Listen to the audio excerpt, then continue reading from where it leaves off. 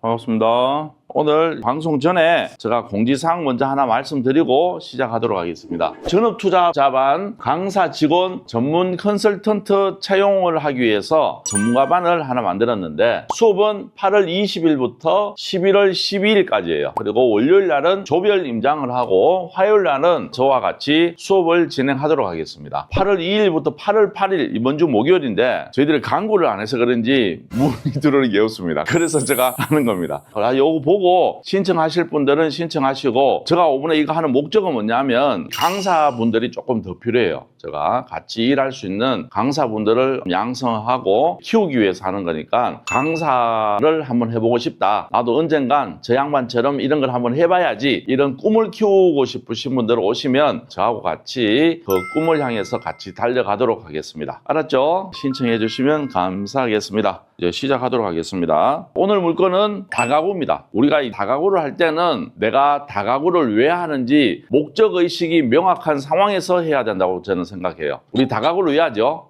월세를 받기 위한 목적으로 하시는 분도 계시고, 때로는 약간의 월세 수익과 시세 차익을 또 보고 하시는 분도 계시고, 또 어떤 분들은 건물은 상관없고 토지를 갖고 싶어서 그 토지를 활용해서 내가 그 건물을 밀고 언젠가는 내가 신축을 해서 안정적인 노후를 준비하기 위해서 이렇게 다가구를 합니다. 근데 지방에서는 시세 차익과 월세 수익, 그리고 노후된 건물을 밀고 신축을 한다는 것은 지금 상황에서는 굉장히 현실적이지 않습니다. 건축비가 너무 올랐기 때문에 지금은 현실적으로 그게 안 되고, 지금 다가구 지방 거 보시는 분은 서울 수도권하고 때로는 광역시와 비교 안 될 만큼의 월세 수익을 원한다. 그리고 나는 내 집이 하나 있고 퇴직을 해야 되는 상황이다. 현금 흐름을 내가 갖고 싶다 하시는 분들은 오늘 보시는 이런 물건을 하신다 그러면 아주 소액으로도 현금 흐름을 확실하게 가져올 수 있는 물건이다. 그리고 여기는 과거에도 공실이 없었고 앞으로도 거의 공실이 없을 정도로 배우 세대가 탄탄한 지역이다. 이렇게 보시면 좋을 것 같아요. 물건을 보면서 제가 설명을 해드리도록 하겠습니다. 참고로 이 물건은 제가 조사를 한 게 아니고 우리 목포에 계시는 저희 회원님이 어느 정도 저희들한테 자료를 주시고 해서 제가 오늘 방송을 하게 되었어요. 이 목포에 계신 이 회원님도 영천에 다가구를 하나 갖고 계신 분입니다.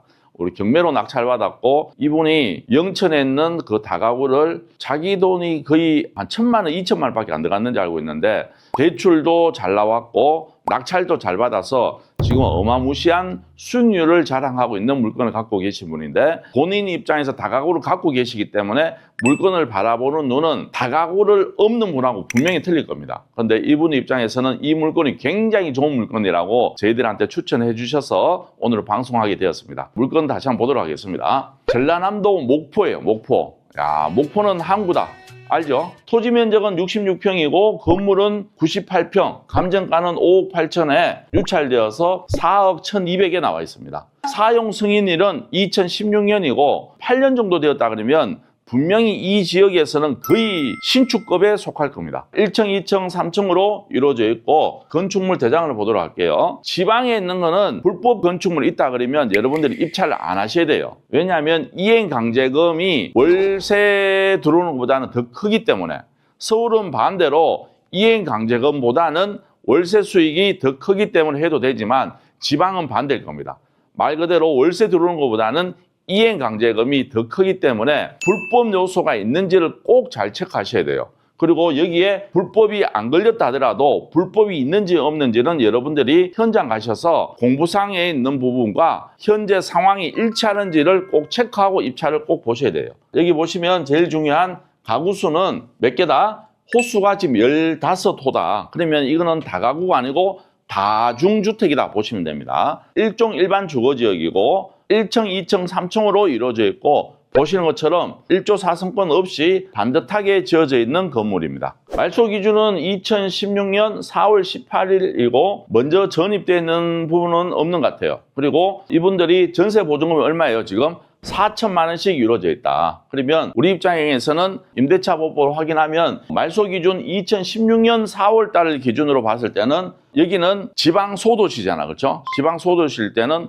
5천만 원 미만일 때는 1,700만 원까지 보장을 받게 돼 있어요. 그래서 보증금인 4천만 원을 갖고 있던 세입자지만 이분은 나가실 때 소액 임차인으로서 1,700만 원까지는 먼저 보상을 받고 배당 순위에 따라서 조금 더 받는 분도 있고 못 받는 분도 계실 거다. 이렇게 보시면 될 것 같아요. 그런데 저희들이 해보면 소액 임차인이나 소액 임차인이 아니나 명도할 때는 크게 문제가 없어요. 그래서 안 해보신 분들은 이분들이 돈을 못 받으면 어떡하지? 물론 걱정은 되시겠지만 명도할 때는 크게 저항이 없다는 것을 여러분들한테 알려드리고 저항이 없게끔 우리가 대처하는 것도 굉장히 중요하다. 이렇게 보시면 좋을 것 같아요. 결론은 점유자하고 나와의 관계를 내가 어떻게 잘 이끌어 가느냐에 따라서 이분이 대항을 할지 아니면 그냥 있다가 나가실지 그거는 내 하기 나름이에요. 무슨 말 이해되시죠? 그렇기 때문에 내가 어떻게 대처하느냐가 중요한 거지 이분이 권리가 어떻게 돼 있느냐보다는 내가 이분들한테 어떻게 대응을 하느냐가 더 중요한 것 같아요. 지금 보시는 것처럼 밑에도 권리사항 문제는 전혀 없다. 그래서 권리사항 문제는 아주 깨끗하다. 이렇게 보시면 되고 그러면 위치를 한번 보도록 하겠습니다. 저는 사실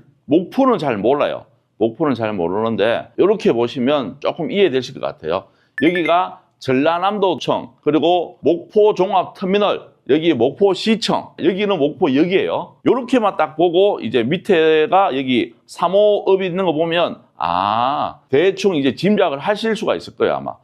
여기는 산업단지가 많은 지역이고 여기가 남학신도시 그리고 여기 뭐 있었죠? 도청이 있었잖아. 그러면 도청이 있고 남학신도시 해놨는 거 보니까 여기가 목포의 신도시고 여기는 목포의 구도심이구나. 그리고 밑에는 산업단지가 있는 데구나. 지도만 보더라도 어느 정도 유추를 하실 수가 있을 거예요. 저는 사실 목포는 2번밖에 안 가봤어요. 그런데 지도를 보면 우리가 어느 정도 유추를 할 수가 있다. 그래서 지금은 분명히 남학신도시가 목포의 중심이 되고 목포에서 여기가 선호도가 조금 높은 지역이 아니겠냐. 저는 이렇게 유추를 합니다. 정확하게는 모르겠어요. 그리고 산업단지가 있고 여기 바다가 있고 여기 다리가 있겠죠. 그래서 우리 물건은 여기 있는 건데 그러면 결론은 뭐냐면 주위에 안정적인 세입자를 받을 수 있는 뭔가 있어야 되겠죠. 저희들이 확인해 보니까 밑에 있는 산업단지에 있는 일하시는 분들이 퇴근을 하면 요 다리를 건너서 요 구도심에서 주로 생활을 하신답니다. 그러면 이쪽에는 다가구에 대한 수요가 있는 지역일까요? 없는 지역일까요?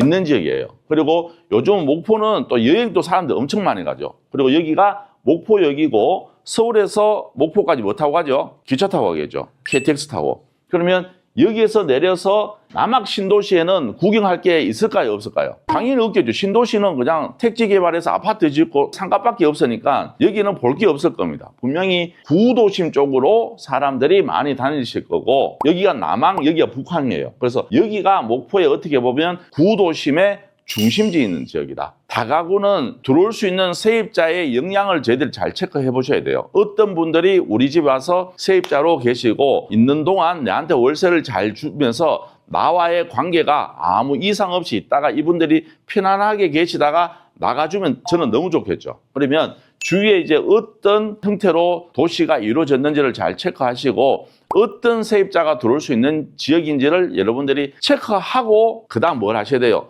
전화조사하고 현장을 가셔야 돼요.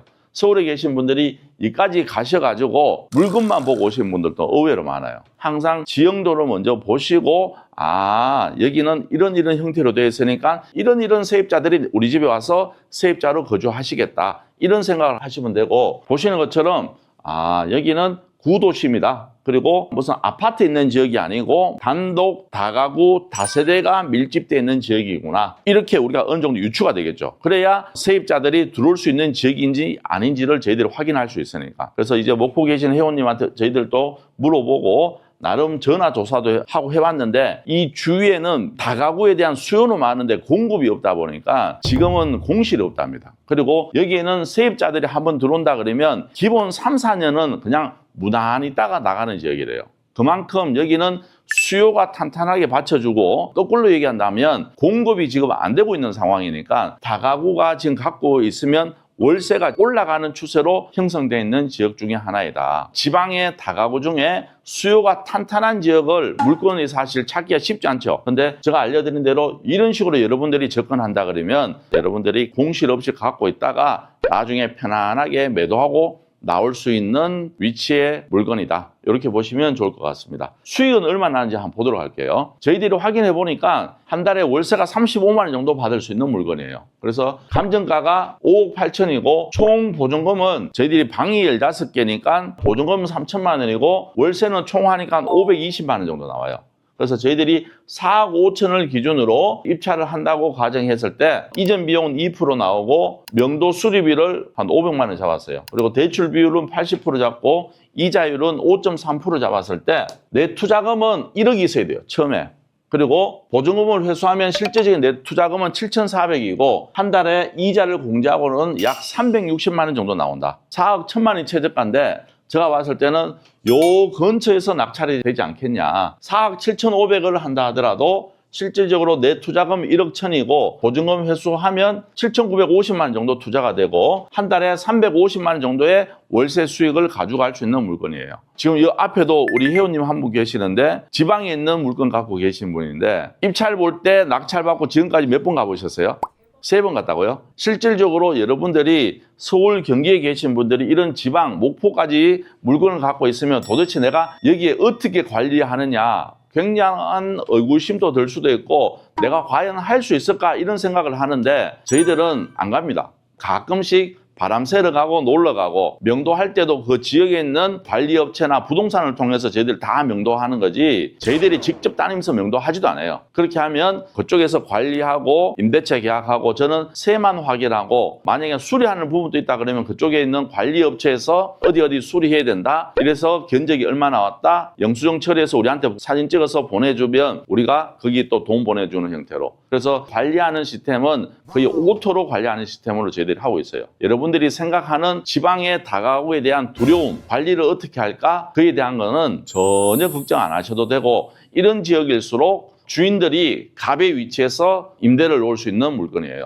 그 지역 부동산 때로는 관리업체에 연락해보면 누가 갑인지를 여러분들 잘 파악을 하셔야 돼요. 그 갑의 위치라는 건 무슨 말이냐면 주인이 갑인지 세입자가 갑인지는 부동산 몇 군데만 전화해봐도 그냥 느낌을 받을 수 있어요. 이해되시죠? 주인이 갑인 지역으로 가야지 여러분들이 관리하기 편하고 공실이 없다는 것을 여러분들이 아신다 그러면 이런 지방 물건도 투자해볼 가치가 있는 물건이다. 또 금액이 가볍잖아, 그렇죠? 가벼우니까 내가 낙찰받고 임대소득을 갖고 있다가 나중에 팔 때도 큰 차익은 안 나지만 그래도 몇천에서 한 1억 정도는 차익 날 수 있는 매물이니까 현금 흐름을 원하신다 그러면 이런 물건 관심을 가진다면 좋을 것 같습니다. 알았죠? 주인이 갑인 지역도 도전해보고 싶습니다. 그렇죠?